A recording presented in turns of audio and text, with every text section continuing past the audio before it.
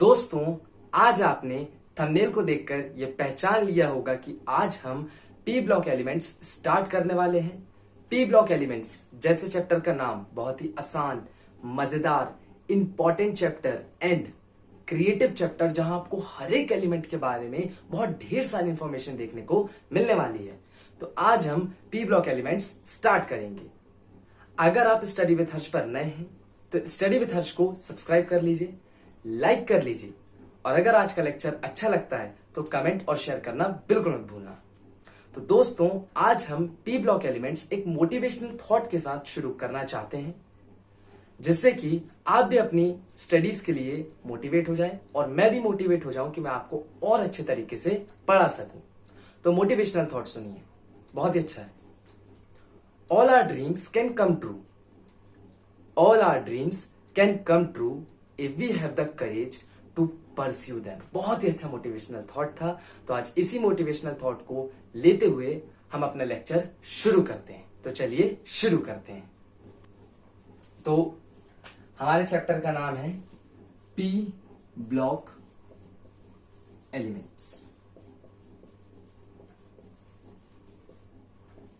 मैं आपको बता दूं, हम पी ब्लॉक एलिमेंट्स को रिप्रेजेंटेटिव एलिमेंट्स भी बोलते हैं। आप लिख सकते हैं रिप्रेजेंटेटिव एलिमेंट्स।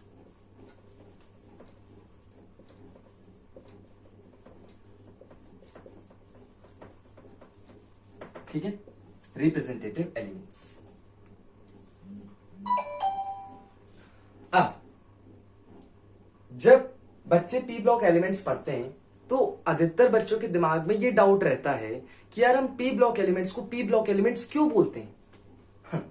हाँ, सबके अधिकतर बच्चों के दिमाग में ये डाउट रहता है, तो ये डाउट भी हम आपका क्लियर कर देंगे। देखो, पी ब्लॉक एलिमेंट्स को पी ब्लॉक एलिमेंट्स क्यों बोला जाता है, हम आपको इसका रीजन बताते हैं।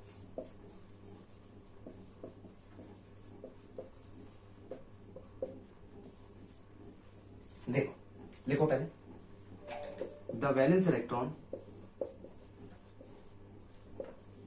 of these elements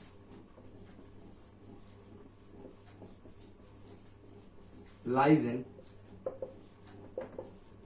p orbital। क्या? The valence electron of these elements lies in p orbital, that is why they are called as p block elements। हम p block elements को p block elements क्यों बोलते हैं?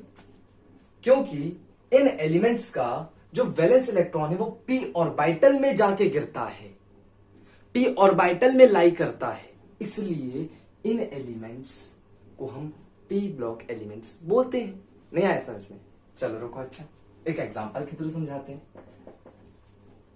Example के through समझाते हैं। भैया सबने इलेक्ट्रॉनिक कॉन्फ़िगरेशन तो सुनी होगी, ये कौन सी चीज आ गई? नहीं, कुछ नई चीज नहीं है, हम क्लास 11th में भी पढ़ चुके हैं और क्लास 12th में भी पढ़नी है। Electronic configuration according to Avogadro rule. हम एक ग्रुप ले लेते हैं, ग्रुप 15। क्या? ग्रुप 15। ग्रुप 15 जो है वो पी ब्लॉक एलिमेंट्स में आता है। मतलब ग्रुप 15 में जितने भी एलिमेंट्स हैं वो सारे पी ब्लॉक एलिमेंट्स कहलाते हैं। ठीक है, हम इसके बारे में चर्चा भी करेंगे। हमें पढ़ना है क्लास 12th में, ग्रुप 15 पी ब्लॉक एलिमेंट्स है। ठीक है, तो मान लो हमने ग्रुप 15 लिया, ग्रुप 15 के जितने भी एलिमेंट्स हैं वो सारे पी ब्लॉक एलिमेंट्स कहलाते हैं। लेकिन क्यों कहलाते हैं वो मैं अभी आपको बताता हूं। ग्रुप 15 एलिमेंट्स की जो जर्नल इलेक्ट्रॉनिक कॉन्फ़िगरेशन है, कॉन्फ़िगरेशन CONF लिख रहा हूं, वो होती है NS2 NP3।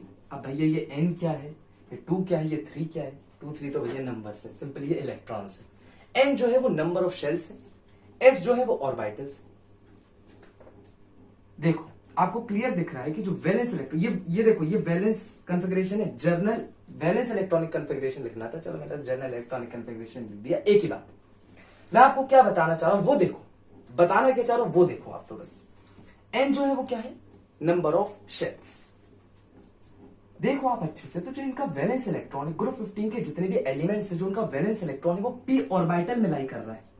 ये आपका पी ऑर्बिटल का शेप ऐसा होता है, आपको सबको पता है ना? तो 3 इलेक्ट्रॉन्स p ऑर्बिटल में भरे गए। 3 valence electron are filled in p orbital, that is why these elements are called as P block elements. बस सिंपल सी बात है, ठीक है, आया समझ में? Very good. तो बस इतना लिख लो, फिर हम आगे बढ़ते हैं। अब देखो, अब मुझे आप ये बताओ, अब हम ये देखते हैं कि पी ब्लॉक एलिमेंट्स में कितने ग्रुप आते हैं। वैसे तो आपको पता होगा, लेकिन मैं बता दूं, पी ब्लॉक एलिमेंट्स में ग्रुप 13 से लेकर ग्रुप 18 एलिमेंट्स, सॉरी ग्रुप 13 से लेकर ग्रुप 18 तक हमारे पी ब्लॉक एलिमेंट्स ही होते हैं। सोचो कितना वास्ट चैप्टर है, आप सोच सकते हो। ग्रुप 13 से लेकर ग्रुप 18 तक हमारे सारे पी ब्लॉक एलिमेंट्स ही हैं। इसलिए बच्चे पी ब्लॉक एलिमेंट्स पढ़ते ही नहीं हैं। इनऑर्गेनिक केमिस्ट्री में उनका ध्यान जाता ही नहीं है। क्यों? ढेर सारे एक्सेप्शंस है ना।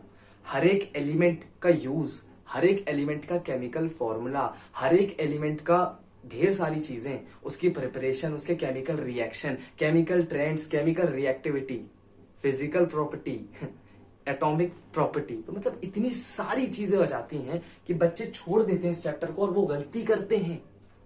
मैं बता रहा हूं रियली, वो गलती करते हैं, जबकि उनको वो चैप्टर करना चाहिए। क्यों? पहली बात तो इंपॉर्टेंट है, क्यों करना चाहिए? पहली बात तो आपको हर एक एलिमेंट के बारे में बहुत ज्यादा नॉलेज हो जाएगा। अच्छा चलो वो भी नहीं चाहिए, लेकिन दूसरी बात, पेपर में बहुत अच्छे नंबर आप गेन कर सकते हो, बोर्ड्स में आप बहुत अच्छे नंबर गेन कर सकते हो। ठीक है, बस कुछ ही एलिमेंट्स को पढ़ के, बस कुछ ही चैप्टर्स को पढ़ के, सिर्फ आपको 3 चैप्टर्स पढ़ने क्लास 12 में। इनऑर्गेनिक केमिस्ट्री में 3 चैप्टर्स हैं और आप बहुत ढेर सारे नंबर ले जा सकते हो। ठीक है, बहुत ढेर सारे, अप टू 18 नंबर्स, कुछ इतने नंबर आप ले जा सकते हो। अब आप सोच लो, तो 18 नंबर इतने कम चैप्टर्स में आपको पढ़ने में मिल रहे हैं, तो क्या चाहिए और? बहुत अच्छी बात है। इसलिए इसको पढ़ना जरूरी है, बहुत ही इंपॉर्टेंट है। ग्रुप, अब देखो, आप बोलोगे ग्रुप 13 से ग्रुप 18 कितना बड़ा हो जाएगा, चिंता की बात नहीं है। मैं आपको बता दूं, आपके क्लास 12th में, सॉरी एक चीज और बोल दूं, क्लास 11th में आप ग्रुप 13 और ग्रुप 14 पढ़ चुके हो, स्टडीड इन क्लास 11th।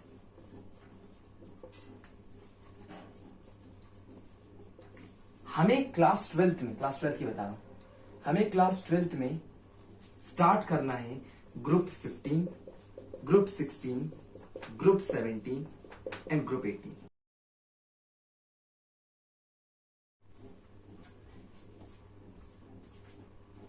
तो आज हम ग्रुप 15 एलिमेंट्स पढ़ने वाले, जो बहुत ही आसान और बहुत ही मजेदार है। ठीक है, तो आज हम ग्रुप 15 के एलिमेंट्स के बारे में कुछ बहुत थोड़ी सी जानकारी लेते हैं। ठीक है,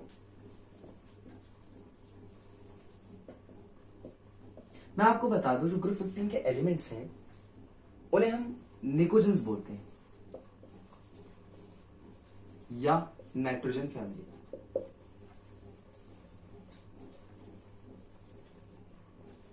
ठीक है, चलो यार इसको थोड़ा खोलते हैं। मेरे को लग रहा है यार इसको थोड़ा और खोलना चाहिए। निकोजेंस है क्या? चलो ठीक है, निकोजेंस जो भी ग्रीक लेटर से बना हुआ शब्द है, उस ग्रीक लेटर का नाम है निकमिक्स। निकमिक्स का मतलब होता है suffocation, suffocating smell, suffocation, suffocating smell.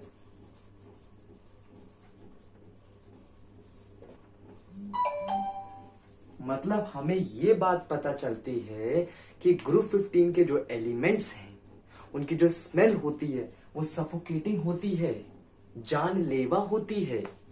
देखो कितनी बड़ी बात पता चल रही है एक छोटे से पॉइंट से, समझ रहे हो? तो ये बहुत ही अच्छी बात थी। अगर समझ में आई तो लाइक जरूर करना। ठीक है, मिटा दूं। अब हम बात करते हैं यार ग्रुप 15 में हमारे कितने एलिमेंट्स आते हैं, है ना, वो भी तो देखना है हमें।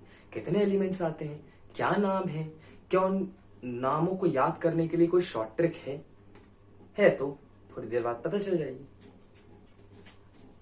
तो ग्रुप 15 के पहले एलिमेंट्स में आपको सिंबल लिखवा देता हूं, N P A S S B D A, N P A S S B D A। N for nitrogen, ये सिंबल है और ये सिंबल के नाम है, मतलब एलिमेंट्स के नाम है सिंपली। P फॉर फॉस्फोरस,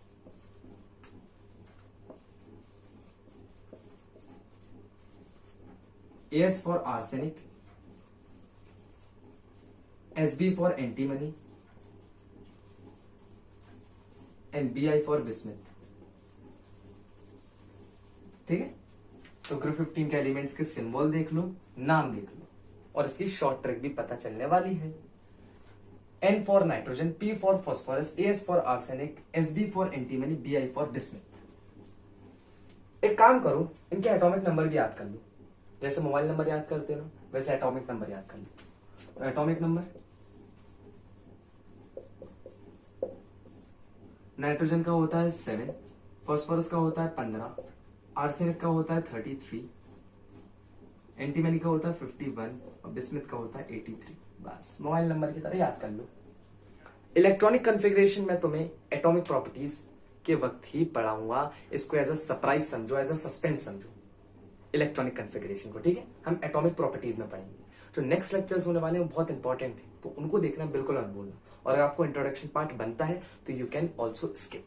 ठीक है, तो आपके एटॉमिक नंबर हो गए, ये एलिमेंट्स के नाम हो गए, एलिमेंट्स का सिंबल हो गया, लेकिन आपने शॉर्ट ट्रिक तो बताई नहीं।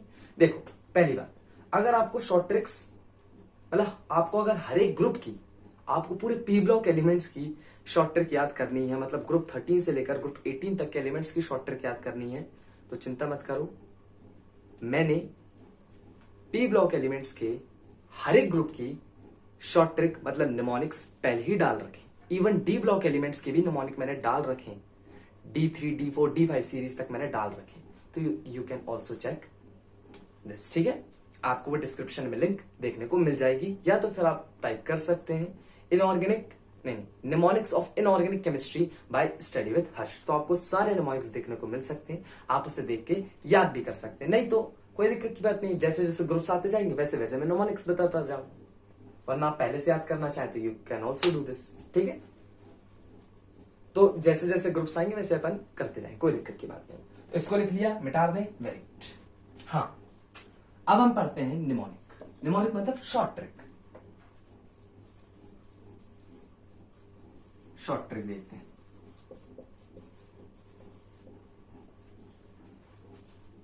पहले मैं सिंबल लिख दूं, बहुत ही अच्छा निमोनिक है। मैं एक बार फिर से बोलना चाहूंगा, मैं अपनी सारी निमोनिक सीरीज में ये बोल चुका हूं, मैं फिर से बोलना चाहूंगा कि ये जितने भी निमोनिक्स मैं आपको बताने वाला हूं और बताऊंगा, they are only and only for fun and knowledge purpose, तो इसको दिल पे बिल्कुल भी मत लेना। ठीक है ना? अच्छा, N for Nana, P for Patekar, AS for Aishwarya, SB for सब, BI फॉर बहकार।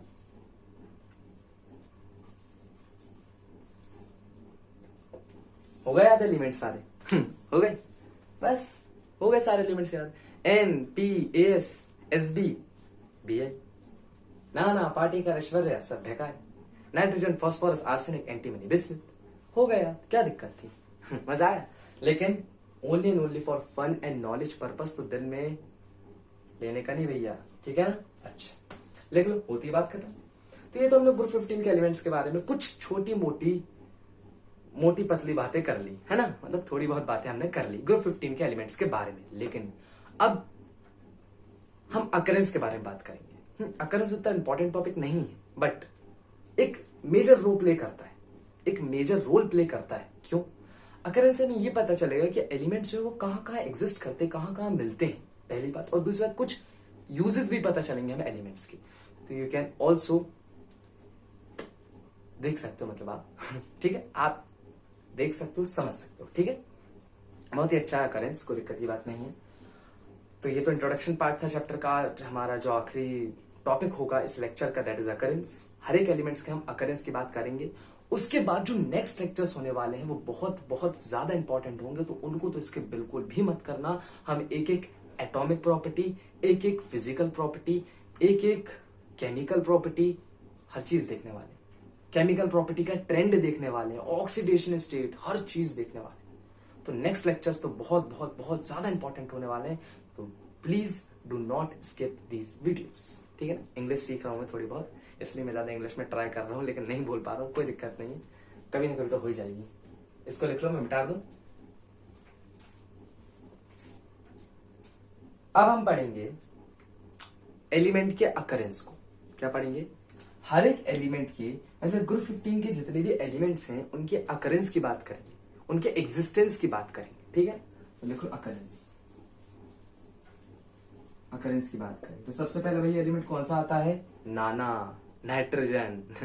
ठीक है, तो सबसे पहले हमारा एलिमेंट है डाई नाइट्रोजन, सिंपली नाइट्रोजन, इसको हम बोलते हैं डाई नाइट्रोजन। पता चल जाएगा क्यों बोलते हैं, धीरे धीरे चलते हैं, छोटी छोटी स्टेप्स लेंगे तो आगे बढ़ना ज्यादा अच्छा होता है।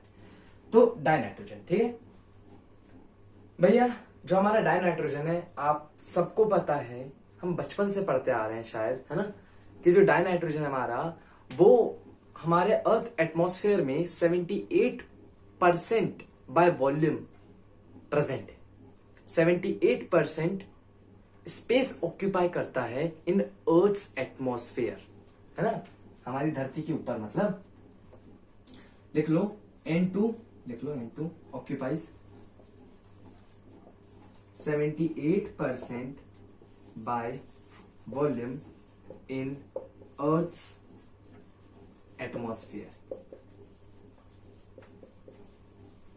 मतलब जो डाई नाइट्रोजन है सिर्फ वो ऊपर ही है, बस नहीं, डाई नाइट्रोजन हमारे अर्थ क्रस्ट में भी एग्जिस्ट करता है, हमारी धरती में भी, मतलब धरती के सरफेस पर भी एग्जिस्ट करता है डाई नाइट्रोजन। अच्छा बताओ जरा हमें। तो जो हमारा डाई नाइट्रोजन है भैया, वो अर्थ क्रस्ट में भी एग्जिस्ट करता है, अर्थ क्रस्ट में भी एग्जिस्ट करता है, लेकिन दो फॉर्म्स में करता है। एटमॉस्फेयर में तो भैया N2 के फॉर्म में करता है, कोई दिक्कत नहीं है, लेकिन अर्थ क्रस्ट में ये दो अलग अलग फॉर्म्स में एग्जिस्ट करता है, एक KNO3 और एक NaNO3। अब ये तो सब आपको पता ही होगा, पोटेशियम नाइट्रेट, सोडियम नाइट्रेट। ठीक है, एक और बार, जो डाई नाइट्रोजन है वो हमारी अर्थ क्रस्ट में दो फॉर्म्स में एग्जिस्ट करता है, potassium nitrate and sodium nitrate. Potassium nitrate का कॉमन नेम पता है आपको? बताओ मैं, चलो लिखवाते हैं। अच्छा पता है तो बहुत अच्छी बात है। सोडियम नाइट्रेट का भी कॉमन नेम होता है, वो भी मैं आपको बताऊंगा। ठीक है, नहीं पता है तो बताता हूं ना। इसको मिटा दूं? पक्का? चल मिटा रहा हूं मैं। तो हम बात कर रहे हैं किसकी भैया? N2 की इन अर्थ क्रस्ट, है ना, अर्थ क्रस्ट में बात कर रहे हैं ना। अच्छा, दो फॉर्म्स में एग्जिस्ट कर रहा है, KNO3 और क्या बोल रहे थे, NaNO3। जैसा कि मैंने आपको बताया, इनका IUPAC नेम, सिंपली मतलब मैंने इनका नाम बताया, potassium nitrate and sodium nitrate. क्या आप इनका कॉमन नेम जानते हो? मैं बताऊं, बहुत मजा आने वाला, एक एक्स्ट्रा नॉलेज मिलेगी। पोटेशियम नाइट्रेट का कॉमन नेम होता है इंडियन सॉल्ट पिटर।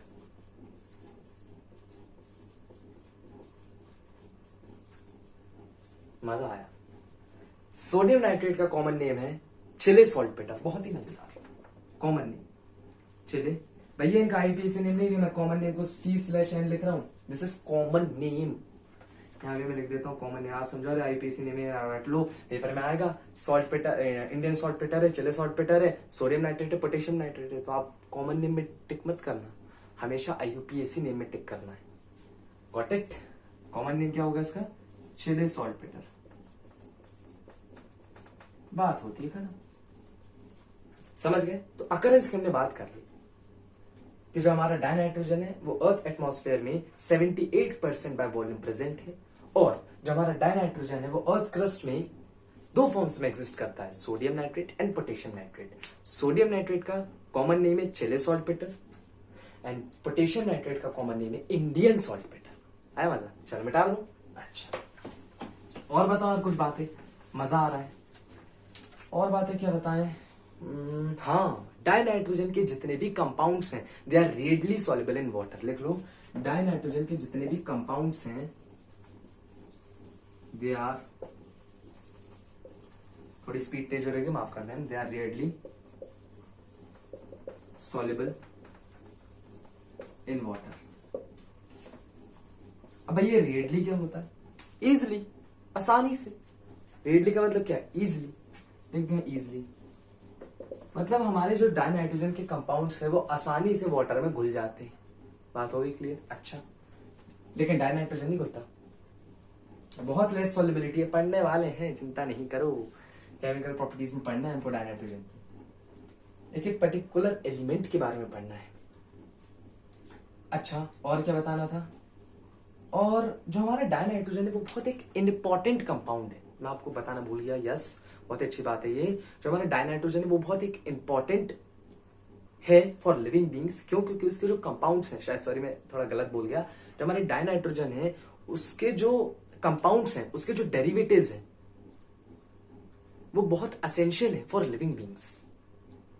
उसके डेरिवेटिव्स या कंपाउंड जैसे amino acid, nucleic acid, proteins, they are the essential source for living beings. आप जानते हो यार अमीनो एसिड हमारी डे टू डे लाइफ में कितना इंपॉर्टेंट है। प्रोटीन्स अपने शरीर के लिए कितना इंपॉर्टेंट है। Nucleic acid most important. तो मतलब कितनी कितनी सारी चीजें जो हम मतलब हमको डायनाइट्रोजन से मिल रही है हमारे लिविंग बींग्स के लिए कितनी इंपॉर्टेंट है ना। तो लिख लो कि N2 के जितने भी कंपाउंड्स हैं, कंपाउंड्स को मैं CONP लिख रहा हूँ, ये derivatives, they are the essential source for living beings।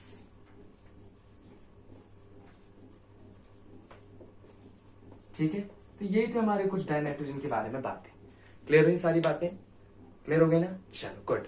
अब हम पढ़ने वाले हैं अकरेंस ऑफ फॉस्फोरस। तो अब इतना लिख लो, मैं मिटा देता हूं, फिर हम फॉस्फोरस के अकरेंस की बात करेंगे। तो अब हम बात करने वाले हैं फॉस्फोरस के अकरेंस की। कहां कहां फॉस्फोरस एग्जिस्ट करता है, कहां कहां फॉस्फोरस पाया जाता है, और कुछ यूजेस भी।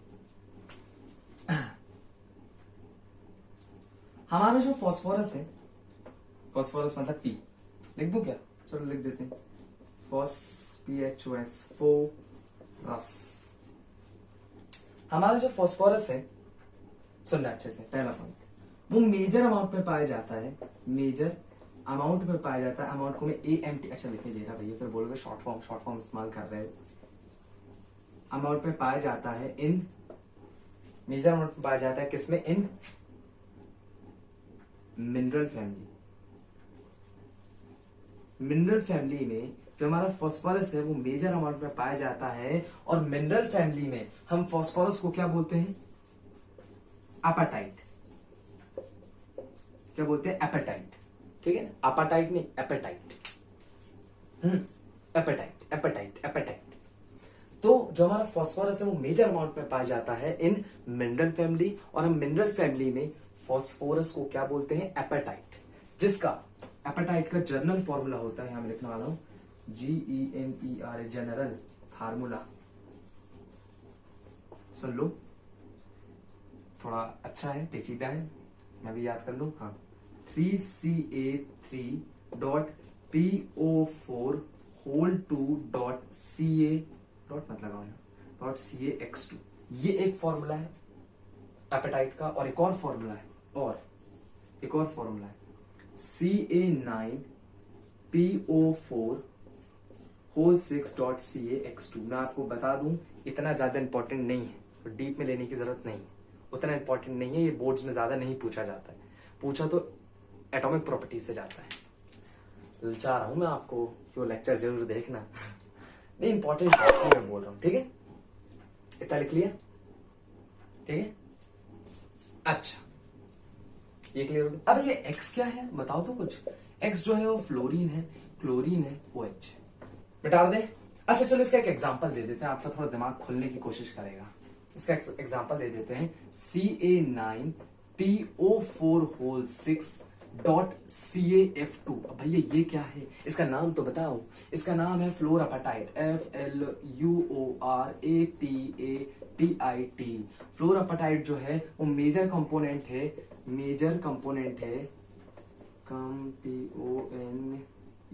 कंपोनेंट है फॉस्फेट रॉक का, समझ गए ना? बस कुछ नहीं है, एकदम सिंपल था।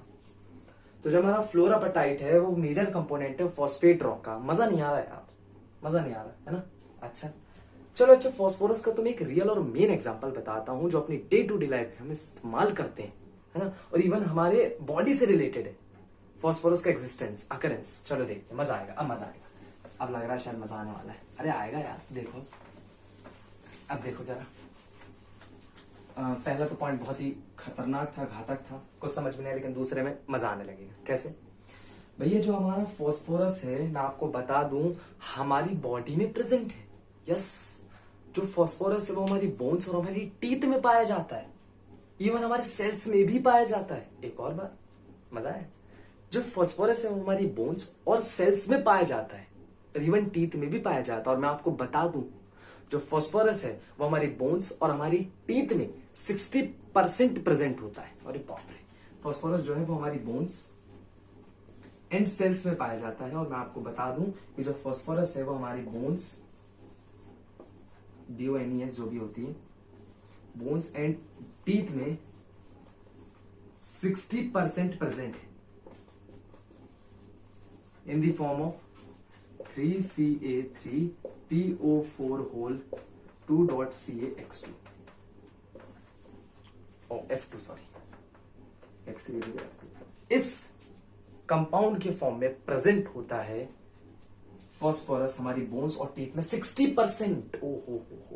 चलो और अच्छा एग्जांपल देता हूं, मजा आ जाएगा।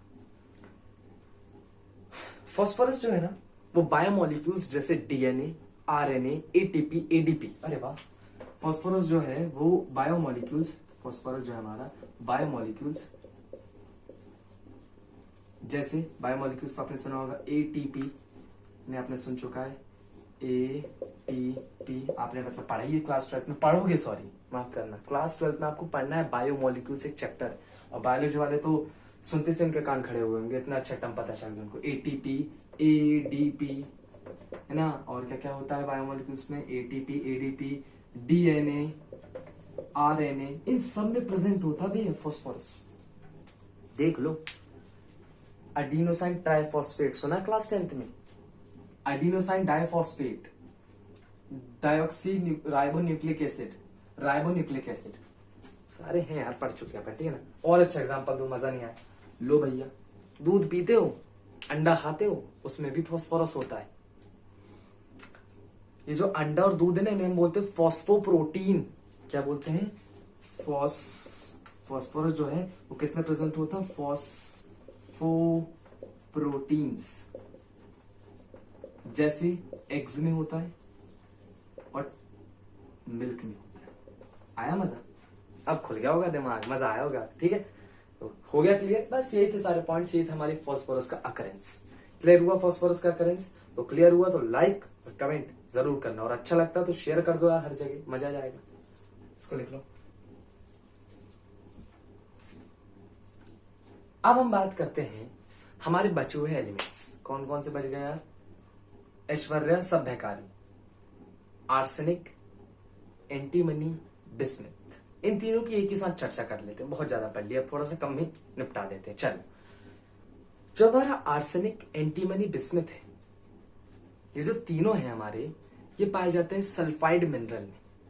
आई रिपीट, ये जितने भी तीन हमारे एलिमेंट्स हैं, आर्सेनिक, एंटीमनी, बिस्मिथ, ये हमारे सल्फाइड मिनरल्स में पाए जाते हैं, ठीक है ना। सल्फाइड मिनरल्स लिख देता हूं, आर्सेनिक, एंटीमनी, बिस्मिथ, बिस्मिथ मतलब बी है ना, हाँ।